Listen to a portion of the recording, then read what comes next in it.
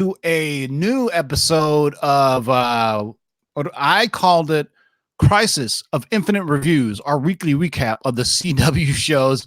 But I think my man Milton's got a better name for it. What'd you call it, Mac? I was saying, sorry, I had a little playback. I was saying we should call it Countdown to Crisis, plays off the original story. There you go. Countdown of Crisis of Infinite Review. We're going to work on the title. Countdown to Crisis of Infinite Earths. That's what it should be. There you go. So basically, it's a weekly recap of all the CW superhero shows that are going to be leading up to the giant Crisis event. The reason we're doing that this year, because this is by far the biggest event ever. Arrow's gonna die. I'm not, it's the last season, but so we're gonna really try to give you a quick recap, give a quick review, and then we'll tell you if any of all of them how they lead into the Crisis event that's gonna happen. Mm-hmm. And we won't be doing yesterday's episode, so we're gonna try to do this Monday, but we're gonna do so from last week's shows up to Thursday or Friday. So basically our week starts on Sunday. So basically yesterday's shows will be on next Monday's show. Does that make sense? Right. So we'll just do weekly. So like we have all the week one episodes, week one episodes right now. And then next time we do it, will be week 2. Yeah. So, and for those who are on Facebook, shout out to you. We are live on Facebook as well. So we're simulcasting live on YouTube and live on Facebook. This is a first for us on the Lords. And hey, man, I hope you guys enjoy it. I don't think we've ever done this before. So anyway, shout out to my man. If you guys don't know, say what's up to Milton the Manimal. What's up, everyone? Glad to be here. We've been kind of talking about this for a little bit, TiVo and I. Hopefully, as we keep going with this, we'll get, Nemesis and Otto and Ryan eventually when he gets from his bacchiotomy. He'll be back in the mix. So, I want to also say Manimal is going to be stepping up full-time or part-time for Darkside Jedi. Unfortunately, Darkside Jedi, man, he has to get back surgery again, man. So he'll be there in spirit. He can peep us out in the live chat, but his back is just messed up. I don't know if anybody's ever had back surgery, man. It's not a pleasant thing to go through, man. I actually had back surgery back in 2009, man. Yeah, it sucks, dude. Yeah, but you were young. Yeah, I was young. Now I'm old. Ryan's an old motherfucker.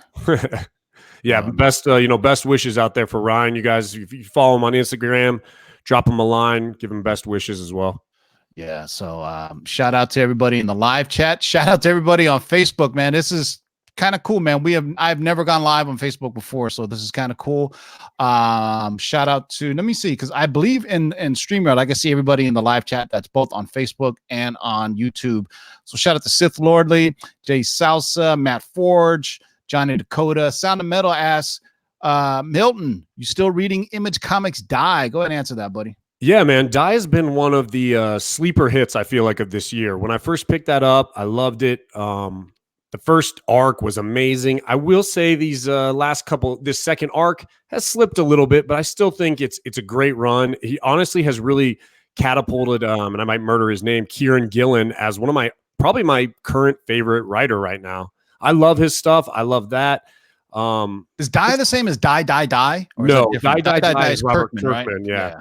Kieran Gillen's is Die. It's more of like a Dungeons and Dragons, dark fantasy, adult themed. It's awesome. It's really, really good. I may have to peep that out, man. So you will. It's about 8 issues out, I think. 8 or 9. Yeah, I gotta catch up on my stuff, man. So so get all the announcements out of the way. Shout out to Jay and Guy Wynn, my man John Wynn, my cousin. So we're gonna be going live Wednesday. We got a Black Knight report with a short, long-term spec and some cool news. And major announcement is coming this weekend, man. It's so big that I'm probably going to pre-record it. It's a collaboration with 2 other huge YouTube channels, and it's going to be a 3-part story on the Marvel multiverse in the MCU. So don't forget. So almost kind of your own little Crisis on Infinite Earths, huh? Or Crisis on YouTube channel. Yeah, so stay tuned for that, man. It's going to be huge. So make sure you subscribe, hit that notification button because Saturday is going to go live. You want to hit the notification button because it's gonna be a 3-part series. I'm gonna be one of the parts. I'm gonna read all 3 parts to see which ones I like the most, and then we're gonna go with it. So let's go. So if we go in chronological order of the CW shows, what started first? It would have been Flash. What started last? Supergirl, Batwoman, and then Flash. Yeah. So I stopped watching Supergirl last year. Why don't you give the folks a quick breakdown of what happened prior, I guess the season finale of last season leading up to the first season of this one. And I'll throw a nice little Sounds Supergirl good. banner up there because she's so goddamn hot. Yeah, so Supergirl ended last season with the arc with Lex Luthor. We had the Red Daughter. They adapted the whole Red Sun storyline. We had Red Daughter take an effect. Supergirl goes up against her clone or whatever, but mainly against Lex Luthor. But where that actually ties into this Crisis on Infinite Earths moving forward is at the very end of the episode, we see the Monitor show up. And he does two things that are going to be important, I feel like, moving forward to this. And it's the first one is he brings in John Jones's brother, his evil twin, if you will, and introduces him into the world of Supergirl, which I'll talk about in terms of this first episode of season 6, I believe, this season. Yeah. Then the other big thing he does is he shows up and takes Lex Luthor's body, which we have kind of heard. There was some talk about that. That's John Cryer, right? Yeah, That's John Cryer's Lex Luthor. Yeah. Okay. And we heard that he may be making an appearance as well in this Crisis on Infinite Earths. So we'll see. So that was kind of a big deal in terms of this Crisis thing, Monitor showing up. So that's what you need to know from Supergirl finale of season 5. And then so Supergirl. So last week we had Supergirl, we had Batwoman, and we had Flash. Those are the only 3, correct? All right. Yes. So I would say in chronological order, it was Supergirl, Batwoman, then Flash. Correct. So what happened on the Supergirl season premiere of this season? Season premiere, like I said, is you're going to see these the villain of Martian Manhunter's twin brother showing up. He's kind of showing himself to be maybe an early villain for this season. We also see Lena Luthor from the effects of last season finding out that Kara Danvers is actually Supergirl. She's tending to become a little bit more like Lex Luthor. Kind of made me annoyed. She's starting to lean dark. I saw that. Right. It was. You see the one dream sequence you had? The dream sequence. Right. Yeah. No. Was the dream sequence last night or was that last week? She's kind of been doing it for the past 2 episodes where she goes with like simulacrum, or I don't know. I can't say the word simulacrum or like simulation. Simulacron, right? It's basically a cron simulator. Yeah, I can't say it either. And it's her going up against Supergirl. So it's really, honestly, I was kind of talking to someone else about this, that it kind of seems like it's a ripoff of the Smallville where, Lex and Clark are best friends, and then he finds out that he's been lying to him, and then he breaks bad and she holds it against him. It's like, yo, get over it. Your best friend is Supergirl. That's not a bad thing. So yeah. Relax with the anger. But so Supergirl episode 1 didn't really get a lot of Crisis stuff outside of the Martian Manhunter's twin brothers showing up in the universe. But someone did mention we did see Supergirl now wears pants. She doesn't have a skirt, so we've moved past the cheerleading outfit. But still not a bad episode. A lot of Martian Manhunter, which in my opinion is the best thing about Supergirl. So yeah, I mean, the first season I watched Supergirl, I was really stoked because they had a lot of different characters. Remember they had the Legion character, Legion of Super Friends on there, and some other things. And then it started petering out for me because it was leaning, I understand what the demographic is, right? It was leaning a lot toward her and her sister and the whole family dynamic. But and then last year they had like the weird Kryptonian and then the weird other chick. And there's a new villain. Who's the new villain that pops up for this season? Have they said who she is yet? Well, so the 2 new characters we got were the Martian Manhunter's twin brother, who's kind of like the villain right now. We see Lena is doing some stuff in the background.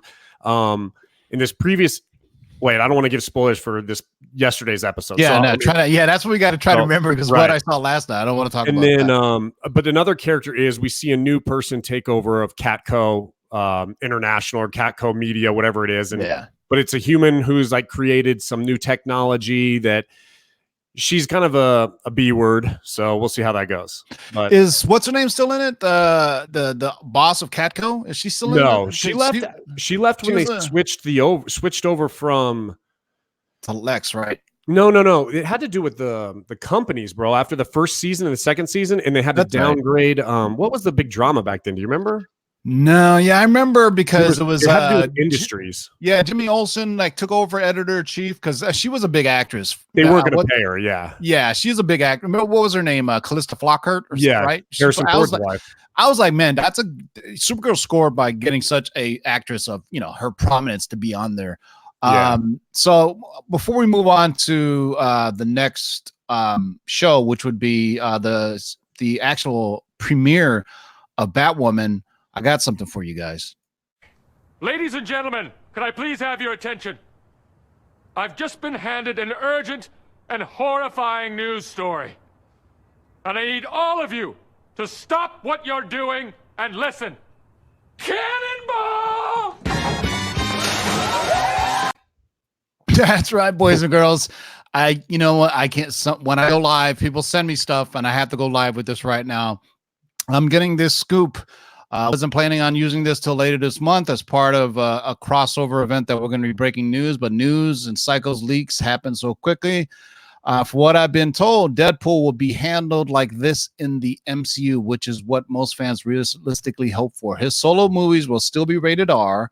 The huge difference is they'll be produced by Kevin Feige from Marvel Studios, but released under the Fox banner. There was rage bait about Disney toning them down after Fox acquisition, but I was again trying to calm people down.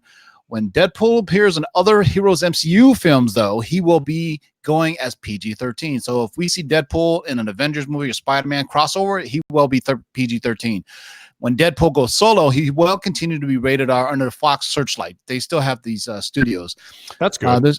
And this is honestly completely in line with his comic book appearances. If you notice, Deadpool crosses over into other comic books. I mean, even his comic books aren't even that R-rated. You know what I mean? Not anymore, no. Fox made the decision to make it R-rated for really no good reason at all. But for most parts, he's PG-13. And honestly, it's completely in line with the comic book. It's like seeing the Punisher and Spider-Man comic book without the blood and witnessing him in the gory glory of the Max title from Garth Ennis. Max, of course, is the adult kind of Marvel line. Let's see. All credit to Tim Vo and my colleague, the Black Knight, for breaking this on the Lords of the Long Box months ago. The plan, which is always subject to change, was to have Deadpool make his MCU debut in a post-credit scene in the Black Widow with Taskmaster. You guys are welcome. I help with this report as well and can verify it. Your flying ointment, Mikey Sutton. So for those who've been watching the channel, about a month ago, maybe 2 months ago, I teased that the first mutants in the MCU would appear in the Black Widow. And people took that as all kinds of other things when I was really alluding. Well, I didn't say mutants. I said the first Fox properties, and people immediately thought I was talking about mutants. But no, I was actually talking about Deadpool. Deadpool's going to appear in the Black Widow end credit scene in a bar talking to Taskmaster. I remember when you said that. I thought that was actually that's a great introduction. Because if you think about it, it's a shout out kind of. He's making fun of Tony Stark. And if you saw perfect. Today, Ryan Reynolds put up a picture. Let me see if I can pull up the picture. Ryan Reynolds put up a picture of him in front of Marvel Studios saying, I read for the role of Anthony Stark. So there you go. We just got confirmation that he will appear in the end credit scene with Taskmaster. And we told you there's going to be a Black Widow 2 movie. So there you go, man. Just to confirm that scoop that we did about a month ago, Deadpool will appear in the end credit scene for Black Widow. He's going to talk to Taskmaster in a bar. And if you remember, that's I want to say that's the first end credit scene ever in the MCU, because it was at the end of Hulk where Iron Man meets up with Thunderbolt Ross in the bar, right? Yeah, Incredible Hulk, yeah. All right, back to our regularly scheduled programming. Sorry, man. I told you anytime I get news, I'd break in with that. So now, so let's talk about the premiere of Batwoman, which I really enjoyed. I don't know about you, but it had a very cinematic sense to it. They were purposely trying to invoke Nolan in these shots, very wide shots of like Gotham and the buildings when they showed her. Like, you know what? Because you know why? I just saw the entire Dark Knight trilogy again because they showed it on TNT like last weekend. Yeah, I watched the entire thing. Like when they follow Batman on his motorcycle and the way they film it, it's the way it's shot, and even the city. I was like, man, they're really trying to evoke Nolan's cinematography in this. And then, so we got to meet, what's her name? What's her first name? I know her last name. I know her last name is Kane because, Gil Kane, all that. So it definitely seems like this happens way before when we saw her last year, right? When she was in full-blown red hair wig and everything else. So this is when she's first finding out. Spoiler for those who haven't seen the first episode of Batwoman. We're going to talk about the first episode, which was last week. She comes back into town. Her father basically owns a private security firm that is pretty much in hand with the Gotham City Police Department. They're called Crows. So if you ever heard the word Crows, that's the name of the company that her father owns.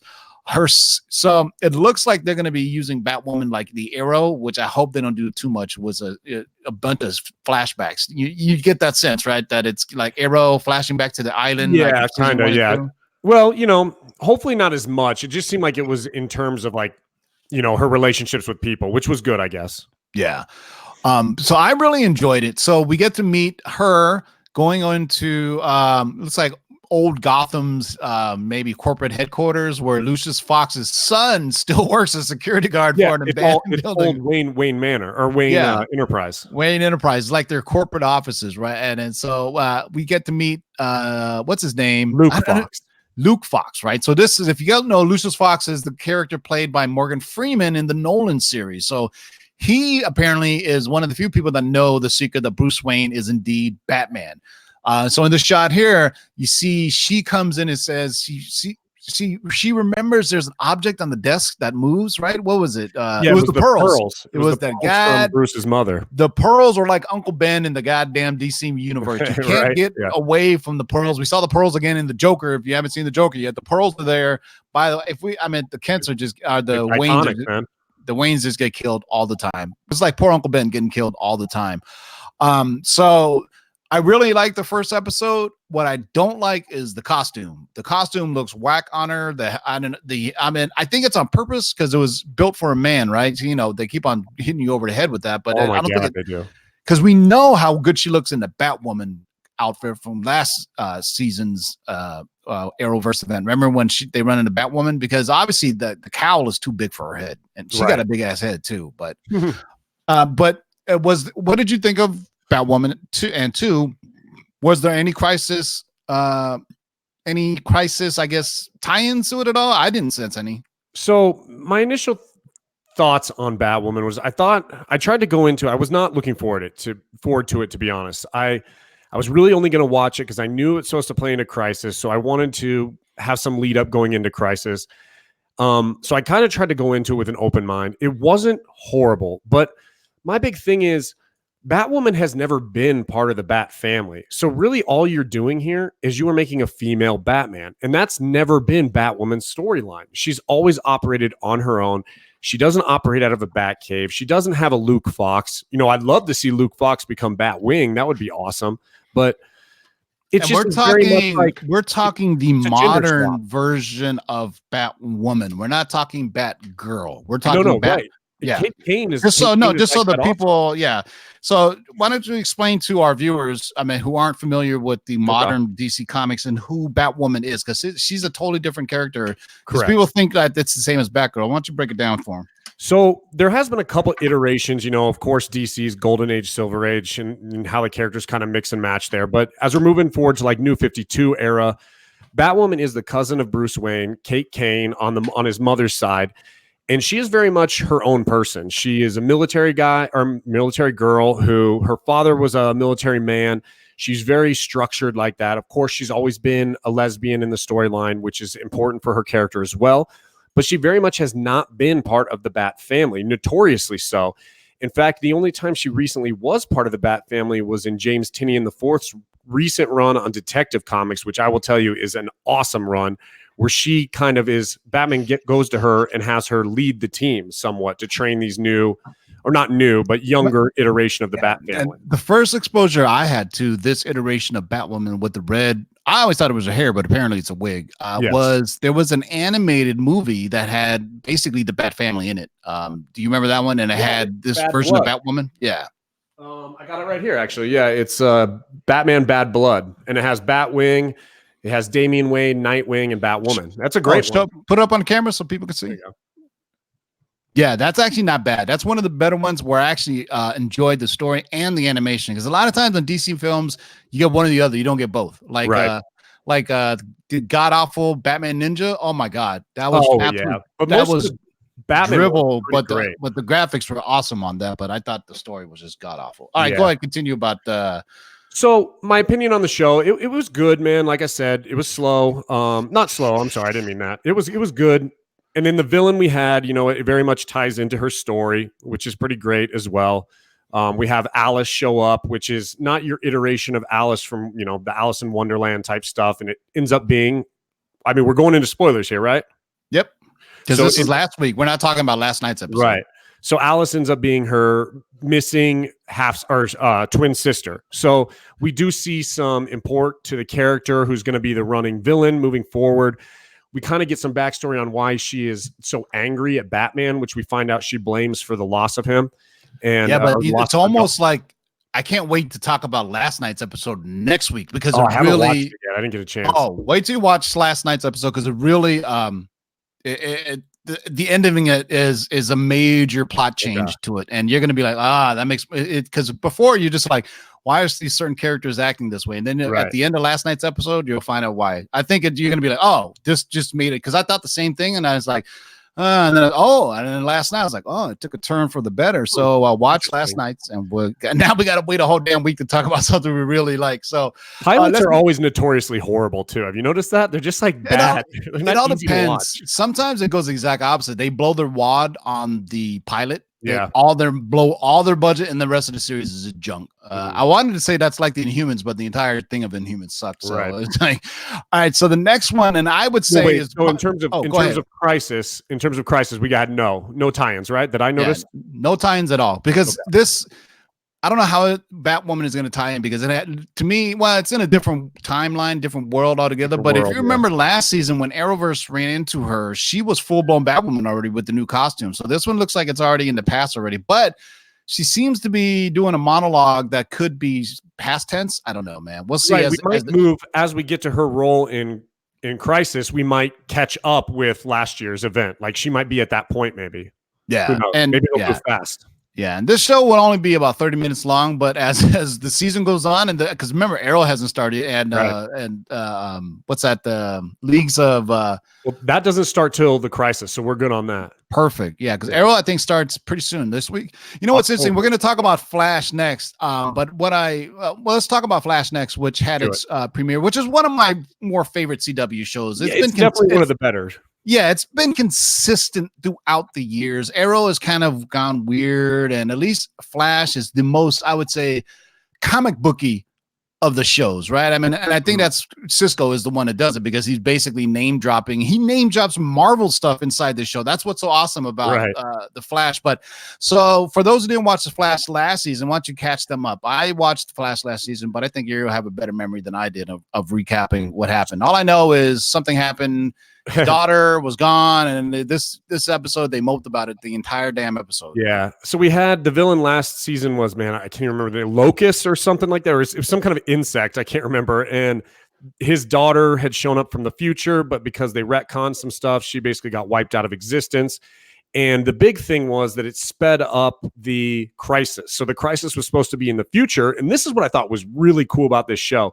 Not only did they change the date to 2019, but in this first episode, the Monitor shows up and tells them it's December 10th, 2019, which is the date. Basically, it's going to time up exactly real time when we watch this back in December because it runs through December and January. There's going to be like a little Christmas break, and then there's 2 episodes in January, and then there's 2 episodes in December, and then 2 episodes in January.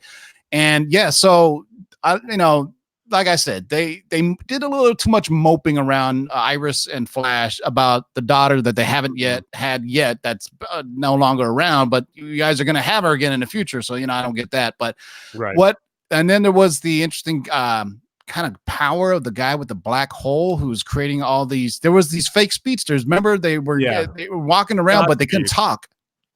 Yeah, you had all these. You had some iterations of Godspeed that show up, but they're not Godspeed. They're actually, they show up and they sound like they're talking through the old wireless modem, and, or Toucan. Yeah, that's what Cisco actually says. Yeah, and then you had the I don't want to say the villain, but the villain of the episode, incidental villain, if you will, and it's actually a pretty. I don't want to say a well-known character, but he's more of a Wally West character. It's Runk is his name in the comics, and he becomes like a really close friend of Wally West in his story. Basically, Flash has like a baddie of the week kind of formula, right? I mean, there's an overarching big baddie, and then there's a baddie of the week, kind of like a procedural cop drama where they just solve a crime every episode. But what I liked about this was it looks was the relationship between Frost and Elongated or Plastic Man. right? How he kind of helped her, saying, you know what, you need to have your own memories as Frost. And then, Right. the girl who's the opposite of Frost says, you know what, just go out and experience the world. Cause she's always in the background of the girl's head. I forgot her name, but basically they say Killer Frost, you need to go out and you kind of take over her and live your own life and have your own memories. And then at the end of the episode is where we get the big reveal where what's his name? The Monitor? The Monitor shows up and basically gives that date and says that Flash can't escape his destiny and he will die. Yeah. So that's the big lead in. And what's interesting, if you guys have been watching the commercials for Arrow, it says the same thing. They said for this to go on, Arrow must die or sacrifice himself. So I'm kind of curious if each one in their own timeline are being told that they have to sacrifice. So in the original story, wasn't it both Supergirl and the Flash, Barry Allen, actually do die in that storyline? And the belief is when we had the crisis last season, Arrow took the place and basically said he will sacrifice himself for these two heroes. So it's very much a different take on the story where the original you had Barry and Kara dying. And this time we're probably going to have, looks like Oliver Queen dies, most likely. Yeah, so basically they have to use this crisis storyline with different characters of what they have available right now. So, and I would say this is easily the biggest crossover that they've ever attempted on. I hate to call it the Arrowverse because to me it seems more like a Flashverse to me, but I guess Arrowverse just sounds better, and it's kind of an homage to O'Mel since he started this whole thing. Yeah, but this is now. Flash forward, since we are a very fast social media networking society and we like to be on top of everything. Today, Stephen Amell teased that he was going to be the Spectre in the Crisis. Ooh. So Stephen Amell teased something on Twitter and he says, tired, need to take a break of the Spectre of the looming crisis that's coming. But he misspelled Spectre on purpose. Oh, you were to correctly. If you were to spell Spectre the way he did, it would be S-P-E-C-T-O-R or E-R. He spelled it S-P-E-C-T-R-E, literally how the Spectre is spelled in the comic book. So immediately people started jumping all over the place and saying there's one site that actually confirmed that, yes, that Stephen Amell will be playing a Spectre in the Crisis. So he's going to die and then become a Spectre. Maybe he'll come back and visit every now and then, but basically Spectre is one of my favorite characters. So take that for what it is. Go on to Stephen Amell's Twitter account and look for that. He purposely misspelled Spectre for a reason. And one of the geek sites ran with it and said they had heard from their sources that he will indeed be playing the Spectre, which I find really interesting. I mean, I don't know, maybe because they're both green. I don't know. The Spectre has a green coat. That's definitely a theme in the DC universe. That's for sure. So let's talk some, since we kind of covered the episodes, let's talk some of the more recent reveals we've had for Crisis on Infinite Earths. Yeah. So some of the things we found out, kind of like what you just said. The only other thing I'll try, and you can chime in, is we also heard, and I'll let you take the Batman one, but I also read that Titans was going to be involved in the Crisis event. Now people, before you just run wild with it, it can be anything. They could film a 10-second scene. They could film a 30-minute scene. We only know, this is what we do know. There's only 4 episodes of it, right? It's going to be Batwoman, Flash, Arrow, and Legends of Tomorrow. And Supergirl, 5 episodes. Supergirl. 5 episodes and Supergirl. So Black Lightning is going to be involved, but his episodes won't have anything that are basically about it. So, but he's going to appear. And now they said Titans will appear, which kind of ties in the DC universe into this. And what else did you find out? So we also saw, it's kind of been revealed a little bit online. We've seen the newspaper article that says billionaire Bruce Wayne marries socialite Selena Kyle, and it's the that was cool of Michael Keaton as Batman. So that's kind of cool too. I mean, I don't think we'll actually see Michael Keaton make an appearance, but we're going to get an homage to that. A little shout out. Inhuman Quake had something that I feel like you told us in a chat off scene, and I wanted to ask you about that, and I forgot to. All right, as long as we're not giving away any secrets. Him saying Lucifer is confirmed for. Yes.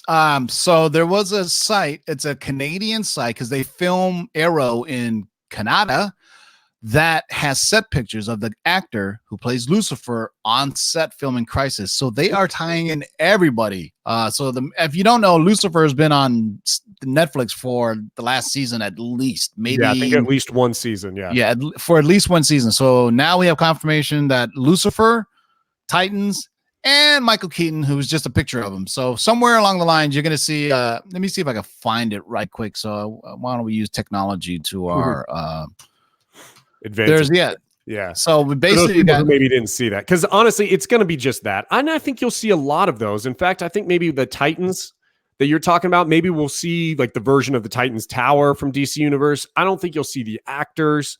I think you'll just see little Easter eggs. I feel like we're going to get a bunch of Easter eggs. Yeah, and which is cool. I think they should do more fan service like that. You know what I mean? Maybe throw in some Legion, Super. Berlanti is killing it for CW. Say what you will about the DCEU or lack of it. I mean, Joker is definitely a good movie that's so standalone it doesn't even exist in anything DC related. To the point where the director Todd Phillips said, Todd Phillips really needs to shut up. The more he talks about the film, the more it's like, stop it, dude. It just makes it sound like you don't know what you were doing. He goes, I don't know. I left it open interpretation, so you could tell me what it means. Like, no, you're the director. You direct shit. Tell me what it means. So Henny's saying this Joker, somebody asked him, he goes, how can this Joker stand up to Batman? He goes, you're right. Mentally and physically, he is no threat to Batman, but the real Joker probably got motivated by him to become by him. Okay. He was inspired by, so the real Joker was inspired by this Joker. Just leave it alone. You're right. Stop talking about it. Just stop talking about it. Let us make up our own decisions, because people are like saying, wait a second, this dude doesn't seem nearly as smart as the criminal mastermind Joker is. That was my problem. Or physically, like, anybody can whoop his ass. Well, I'll say this. He took some beatings in that movie, which I was like, how did he survive those? He was getting beat up by 13-year-olds, man. When they took his sign, I was like, man, he was getting his ass whooped. But, so Todd Phillips had to come out and say, unfortunately, when they do these, their press tours, people ask them questions and they're just like, man, it's social media, man. Yeah. Whatever you're going to say is going to be just dragged everywhere, and just stop, saying, just like Martin Scorsese, just keep on talking shit about Marvel movies. And then next 5 years from now, he's going to be producing a Marvel film. Right. Inhuman Quake brought up another thing that we didn't touch on. Yeah, that Ashley Scott, who plays Huntress in the original horrible Birds of Prey, is supposed to make an appearance in Crisis. I kind of like that Birds of Prey, man. I mean, you have to remember when it came out. We had absolutely nothing. We had Mutant X, and then it's impossible to watch now, though. Yeah, oh yeah. But I remember back then, like at the very the intro, it had the cameo of Batman in it. Right, every episode it teased you Batman. You're like, look, it kind of tied in, So you had Oracle, you had Black Canary, and this was true Oracle, like woman in a wheelchair Oracle. Right. And that was like the closest thing we had to like a comic book show. And this is like the early 2000s, I think. Correct. Yeah. It may have been like one of the first CW or remember WB? That was WB, man. Yeah, it was WB. Good Lord. Yeah. So that's interesting. Hey, man, if you guys like this show, leave a comment after the show post. Make sure you subscribe so you get notified. We're going to try to do this Monday as a recap. Hopefully, we're going to get the rest of the guys on there. Thanks, my man, Manimal, joining us. He's going to be joining us again on this Wednesday. Make sure you subscribe and hit that notification button. We got another live show with a Black Knight report. We got some more goodies for you. Any last words, Manimal? No, man. So, yeah, let us know in the comments what you like about this. If you'd like to see us talk a little bit more about the episodes, a little less, any critique is always helpful. And appreciate you guys being here. And think of a name, too. So, I said Countdown to Infinite Crisis. All right. I have Crisis of Infinite Reviews. Manimal has Countdown to Infinite Crisis. We could do Crisis of Infinite Countdowns, whatever, man. After the video, leave a comment below and what we should be titling this weekly recap of the CW superhero shows leading up to the Infinite Crisis. Until next time, boys and girls, keep digging in them long boxes. Peace out. Shake and bake and pull it back.